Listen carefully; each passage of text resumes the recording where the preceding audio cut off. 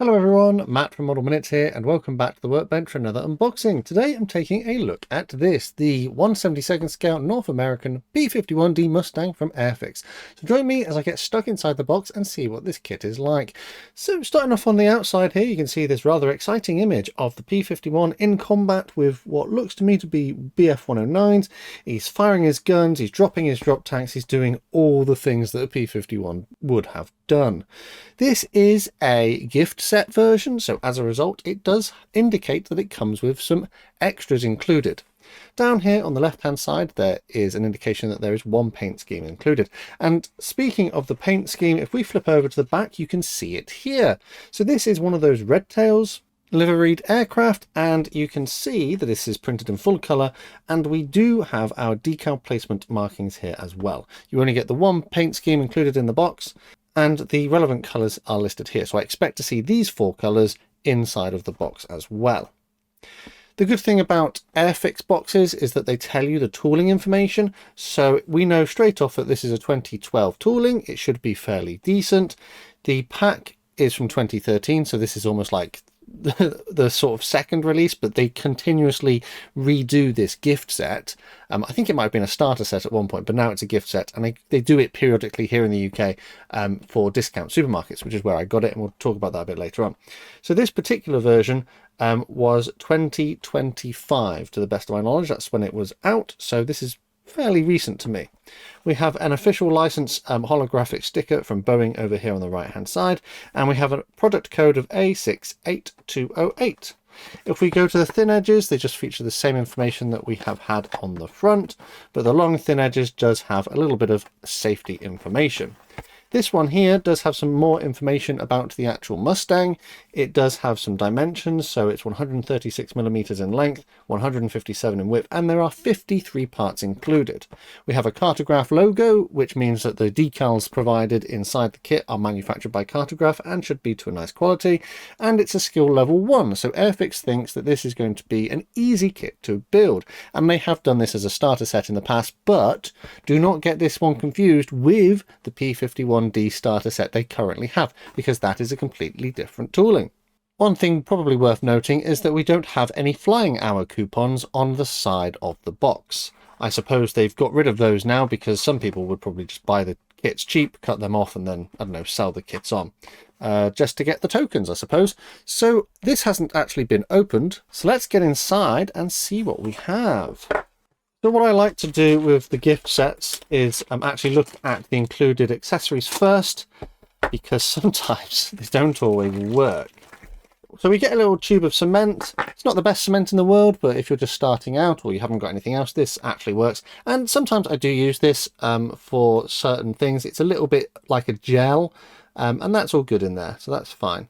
So yeah, being a bit thicker than other cements, sometimes I find I can get it to sort of hold things in place whilst it's drying. And then we have our paints. We have 155, which is like an olive drab, 33 is a black, 11 is a silver, and that's 60, which is a red. I'm hoping, if you look, all of the pots have got like the little lips on them, and sort of the back piece which holds the lid on. These are like the old new design. There was a period where Humbrol had pots which didn't have the little flappy bits, and they had a design flaw and they were drying out. But this one, you can see that one's good. That one's still wet, so that's fantastic. Number 11 is runny. It will need a mix, but it's still liquid. So perhaps they've addressed the paint pot problem. Number 33, completely usable. Again, just a quick mix and we should be good to go for that. And then are we going to get a full house? 155. Yeah, look at that. Full house. Well done, Humbrol. You seem to have migrated to a better pot design, which is good. We also get one paintbrush. It's a number 2, not necessarily the thinnest one in the world, but it should work absolutely fine, and they generally are fairly decent brushes. Not like the ones you used to get in the very old days, which were little more than arts and crafts brushes. So let's move on to the instructions. So it very clearly indicates at the top that it's a gift set, not technically a starter set. Bit of information about the actual P-51, some health and safety information underneath that, and then we turn over the page and it sort of just carries on.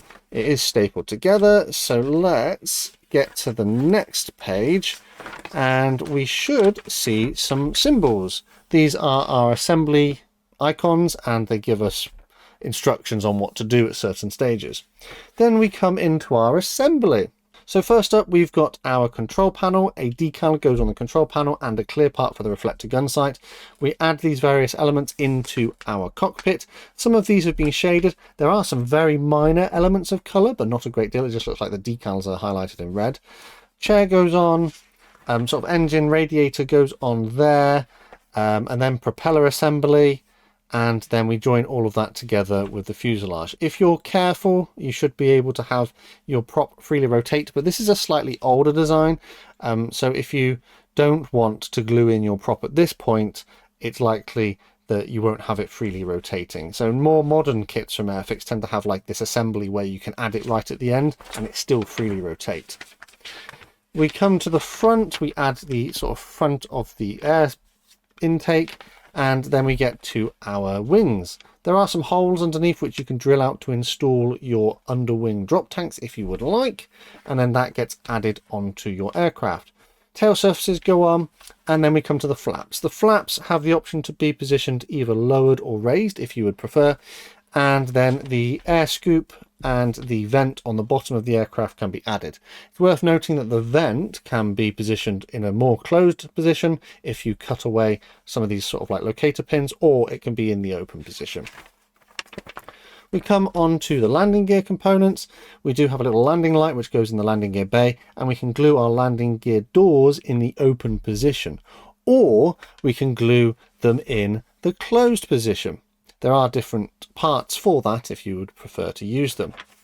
If you're going for wheels down, you can assemble your landing gear legs and add the wheels onto them, and then these get glued into the relevant holes in the bottom of the plane. Drop tanks come in two halves. They get glued together, then onto the pylons and then onto the aircraft. And then we come onto the cockpit canopy. So the canopy, the clear part, goes onto this lower base, and then we can add that onto our model. We can add it on in either the open or closed position if you would prefer. There is of course a front part of the windscreen, a aerial mast, and the engine exhausts which can be added.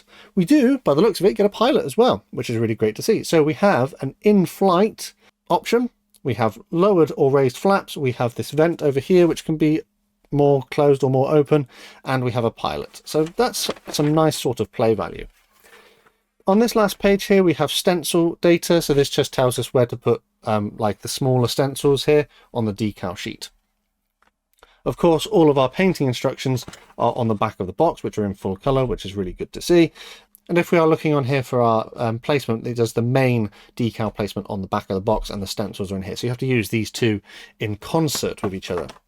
So instructions, yeah, generally fairly easy to follow, nothing really of note. And then decals. So these are printed by Cartograph. They are to a nice quality. You can see that the fine text appears to be fairly nicely reproduced. I can't get in close enough to see if it is actually like actual text or just representations, but I think it's good enough. There is like a little bit of a residue or powder on the top, but I think that'll come off as soon as you start dipping these in water. These are printed to a nice quality and they look perfectly usable. I don't generally have any problems with Cartograph decals, so these should be fine. So let's put them to one side and then look at the plastic parts. So this comes in a plastic bag. It's still sealed. I've not been into it. And it's molded, by the looks of it, in the darker grey plastic that Airfix is currently using. So there's our main parts and our clear parts. I'll look at the clear parts first, as I normally prefer to do, and we'll see what we've got. So we do have two canopies. I think one of them is like a Dallas hood and the other one is wherever else it was manufactured, because they manufacture them in two places. So they're slightly different canopies. One of them has a slightly more bulge to it. It does tell you in the instructions which one you need for this particular build, but the difference is so subtle that I don't think many people would notice if you put the other one in. It does tell us we need number 5, which is this lower one here, so it has less of the bulge to it. The clear parts are molded to a fairly nice quality, But this kit has had a number of production runs, so there are some very sort of fine scuffs and blemishes just on the surface of the plastic. It's not massive, but it is a little bit noticeable. It's almost like the plastic is a little bit untidy. Also, there is a little bit of waviness just on sort of the inside edges here as well. There isn't much in the way of flash, but the molding, I wonder if over time, because it's had so many production runs, it's just getting a little bit worn, but still not too bad. Should be perfectly usable. I don't think those scratches are going to be particularly noticeable unless you're getting really close and looking at them. So yeah, clip arts for the most part okay. And then we come on to our main part, and it's a 2-sprue wonder. All of our parts come contained on 2 sprues in the darker plastic that we come to expect from current production runs from Airfix. Now, the first thing I've noticed, and you probably may have noticed it as well, a little bit of a trend with current quick, like mass-produced production runs, is that we have some noticeable mold release on here.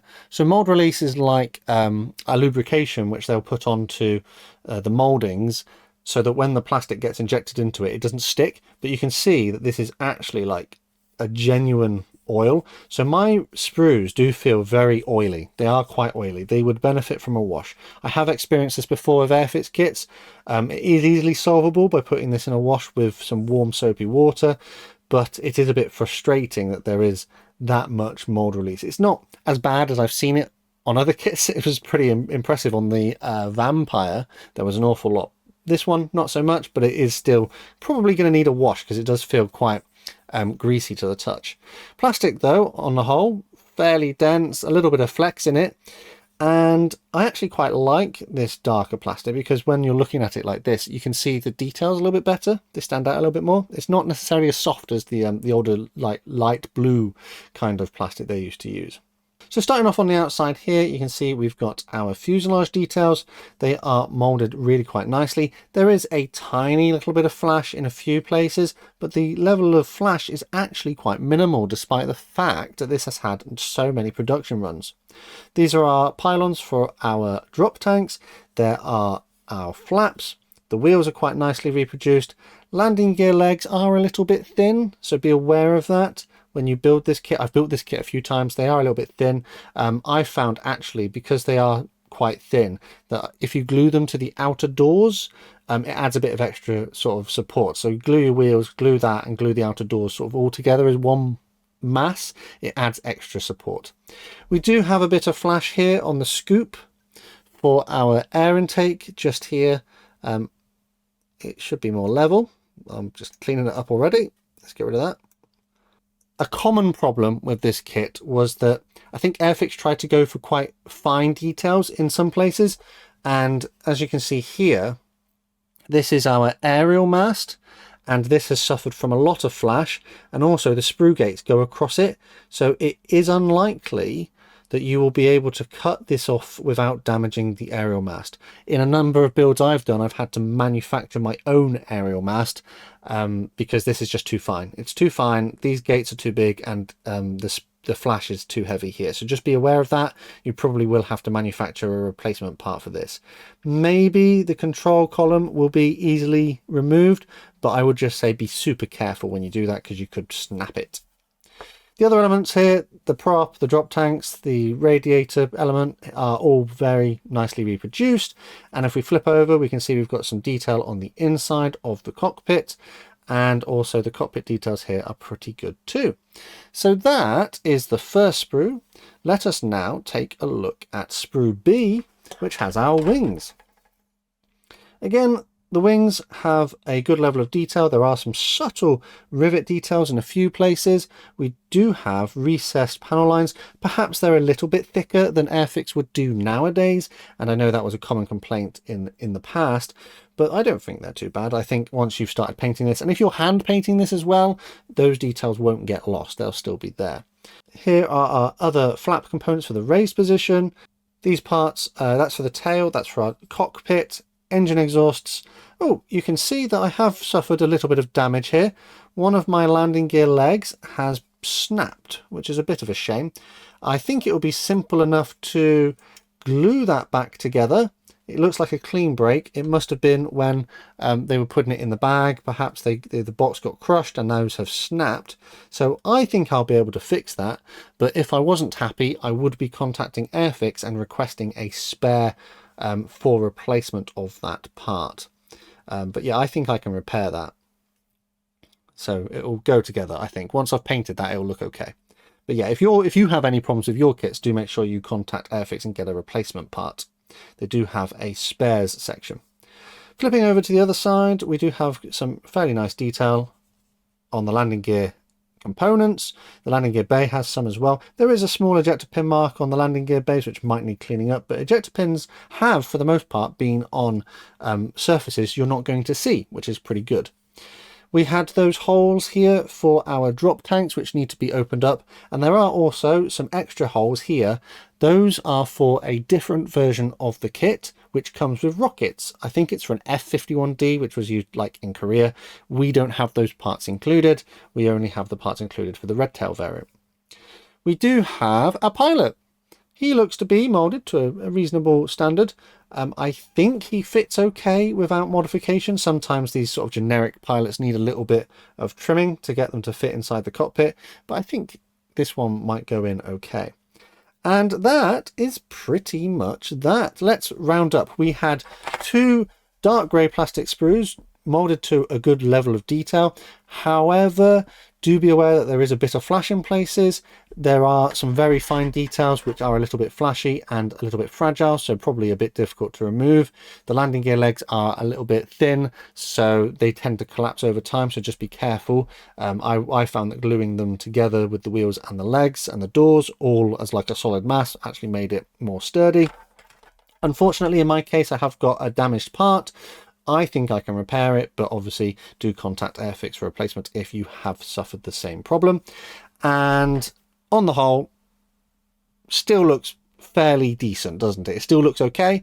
It is almost comparable to the starter set, the new tool that I've looked at. I think in comparison to the new tool, this is just off the top of my head, the benefit that this one has is that it gives you the raised landing gear option, whereas on the new tool starter set, the tail wheel is molded on in the open position. So unless you modify it, you technically only have a wheels down option. So yeah, I think this one has got a slight edge over the newer tooling, even though this one is older. But I think the newer tooling probably is a bit more rugged in the landing gear. So it swings and roundabouts. It depends what you want. Those parts are usable. They're okay. And then we had our clear parts, which have a little bit of age deteriorate. And then our clear parts have a little bit of waviness, a few little scuffs, but again, they seem like they're going to be okay to be used. The decals, printed by Cartograph to a lovely quality. I don't foresee any problems with those. We had our instructions, which look to be fairly easy to follow. We did have, in this particular boxing, some accessories, all of which look to be usable, which is actually a bit of a positive. They don't always appear to be good to go. And all of that came contained within this rather attractive box. And that is pretty much that. So, because this was a gift set and it was a product that is seasonally available here in the UK in discount supermarkets, we normally pay about £6.99 for this, which is an absolute bargain. Despite some of the problems that I've seen, like that is so pocket money, especially given the fact that you get paints and things included. If you wanted to get a standalone boxing, there is currently a version available on the Airfix website. It only comes with one paint scheme. It doesn't come with the paints, etc. And that is retailing for £8.99. So that should give you an indication of what Airfix generally thinks this is worth as a single release. If I was looking at that version, I would probably say that it's in line with other products in the range, but seeing as you can get this for slightly cheaper and it comes with extra bits and pieces, then this is obviously the better deal.